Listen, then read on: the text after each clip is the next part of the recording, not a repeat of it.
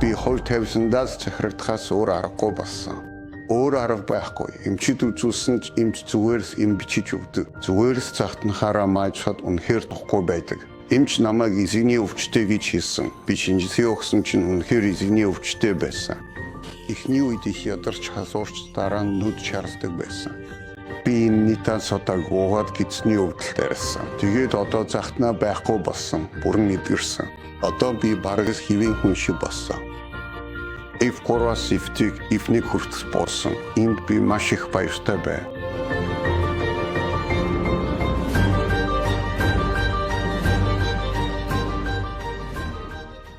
Миний нэрлэл нь Кокан 1958 онд төрсөн. Одоо 66 настай. Миний төрсөн нутаг бол Ханай хотод байдаг. Би энд 2001 онд ирсэн. Өмнө нь бас би Хошимин хотын Тампу дүүргийн тайдхан хорооны иргэдийн хорооны дарга багийн ахсагчаар ажиллаж байсан.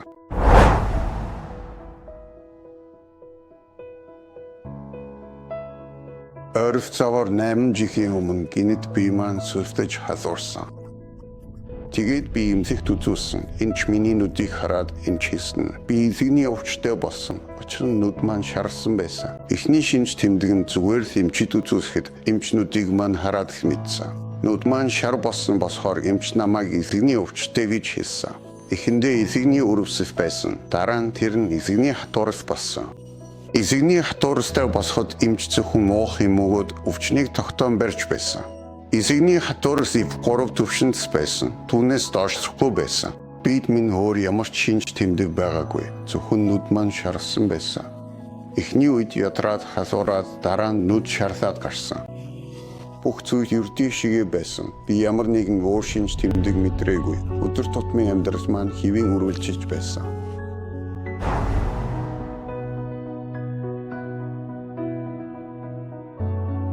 Эхэндээ сэтгэл санаа маань эмчийн өгсөн эмийг суугаад эмчийн зааврыг дагахаас өөр аргагүй байсан. Одоо бол өөр ямар ч арга байхгүй эмчийн бичиж өгсөн энэ эмийг ууж вирусын өсөлтийг зогсоох эмнэлгийн вирусын эсрэг эмийг хэрэглэхээс өөр. Гэхдээ тэр эм нь ер нь бол тэр эмийн агуулмж эсвэл өөр ямар нэг зүйл нь хангалттай биш байсан юм шиг санагддаг. Тийм болохоор эзэгний өрөвслээс эзэгний хатуурс руу шилжсэн. Гэхдээ би гадуур эмчилгээ хийхэд эзэгний шинжилгээний үр дүнгээс хамаарат эмч нар вирусыг дарангуулахын тулд эмийн тунг тохируулж өгдөг байсан. Тэгээд эзэгний хатуурс F3 шатанд байсан бол одоо хүртэл F3 хэвээрээс бай. Тэр нь дээрдэхгүй бас буурахгүй бай. Хэдийгээр би хоол ундандаа маш их анхаарч арх пиодаггүй. Эсэнд муу бүхнээс аль болох зайс хийдэг. Арх пио бас бүрмсэн аргасан. Сайжруулалтын хувьд бас би зөвхөн F3 түвшиндээс тогтож байгаа гэж хэлж чадна. F4 рүү ахаагүй. Бас доошооч буугаагүй. Гэхдээ ерөнхийдөө загтнах баруун талын гидс өвдөвшин жисэрдэг. Харин загтнахаар нь би хідэн ширхэг цагаангаа нэмэгтэй хамт буцалгаж уудаг. Тэгэхээр арай дээрдэж загтнаа багасдаг.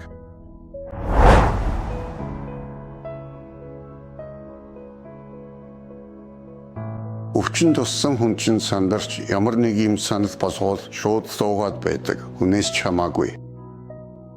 Хойд нутагт бол геоястан хүмүүс тэд эмчилгээ сайн хийдэг юм билээ. Гэхдээ би уугаад ч нэмэр болоогүй. Дорны босон үрний эмгээд эмхийн эмийч бас уусаар байсан. Харин дорны эмийг бас би маш их уусан. Эмч нар ч гэсэн гэхдээ бас нэмэр болоогүй. Тасралтгүй юм уугаад байхаар эсэг хит ачаасаас дордог. Тийм болохоор би 2-3 сар орчим тэсээр сайжрахгүй болж өөр зүйл шивчдэг байсан. Би энэ тухайлаа Facebook-ээр мэдэж Facebook дээр нийтсэн. Дараа нь би хань ихчийг мэддэг болсон. Тэр ихч надад юм явуулсан. Би 1 сар орчим уугаад дараагийн хяналтын үзлэгтээ эсгээ шалгуулсан. Тэгэхэд эсэг маань F3-аас F-ийг F1 хүртэл буусан байсан. Энэ чинь ердөө 1 сар дуусан шүү дээ. Одоо бас би энэ юмыг бараг 3 сар ууж байна. Одоо бас энэ буугаад Ивтиг болсон вирус нь ч гэсэн одоо 50 байгаа болтой. Учир нь миний гидс өвтгөө байсан. Цагтнаа ч алга болсон. Би энэ нийтээ цодог уугаад ердөө 1 сарын дотор ивнийг хүртэх болсон. Одоо бараг 3 сар ууж байгаа ч гэсэн цагтнаа гидсний өвдөлт айсайсан бүрэн арилсан. Би нэмийг сайн гэж итгэдэг цаашид авч явах бодолтой бай. Тогтмол үзлэгт заавал очих ёстой үедээ очиход энэ F3-аас ивнийг хүртэх болсон байгааг харсан. Тийм болохоор би маш их баяртай бай. Энэ бүтээгдэхүүнийг хэрэглээд бусад бүтээгдэхүүнээс илүү сайн санагдсан. Эмч ямар юм уухыг хэлсэн ч би өөрөө харж байгаад F3-аас ивнийг хүртэх болсон болохоор Tetrag дөнгөж 1 сар орчим болсон. Эмч надад зүгээр туршаад үз. Ямар нэг шинж тэмдэг илрүүл заавал мэддэгдэрэй гэж хэлсэн. Эмчид мэддэгдэх ёстой ч одоогоор ямар нэг шинж тэмдэг илрээгүй болохоор мэддэгдээгүй. Дахин үзлэгт орох хугацааж болоогүй учраас эмчтэй хэлж амжаагүй байна. Миний сэтгэл санаа ерөнхийдөө маш их баяртай байгаа. Учир нь гидс өвдөх загтнах нь бүрэн арилсан. Амьдрал ерөнхийдөө илүү хөгжилтэй сэтгэл санаа илүү тайван болсон. Өвчин зовлонгийн талаар их бодгоо байсан. Бараг л гидс өвдөх загтнах нь байхгүй болсон. Заримдаа бүр өвчнөө мартчихсан юм шиг огт санаа зовх зүйлгүй амьдарч бай. Тэгээд амьдрал маань илүү хөгжилтэй, илүү тав тухтай болсон гэж хэлж болно. Би хаа эмзэгт эсэгний шинжилгээ фиброскин хийсгээр очихдоо тэнд бас эсэгний шинжилгээ хийх байсан хүмүүстэй ярилцаж суухдаа Японы Нита Сода гэдэг бүтээгдэхүүнийг танилцуулсан. Би тэдэнд саяхан ууж ихсэн гэдгийг хэлсэн. Ердөө 1 сар дууссан гэж. Тэгээд бусдад ч бас уухыг санал болгосон. Найз нөхөд танилуд маань надад хандаж тэр энэ хүн эвний асуудалтай гэж хэлэхээр нь би бас тэдэнд Японы Нита Сода эмийг санал болгосон. Учир нь би өөрөө 3 шатанд байсан ч буурч чадсан.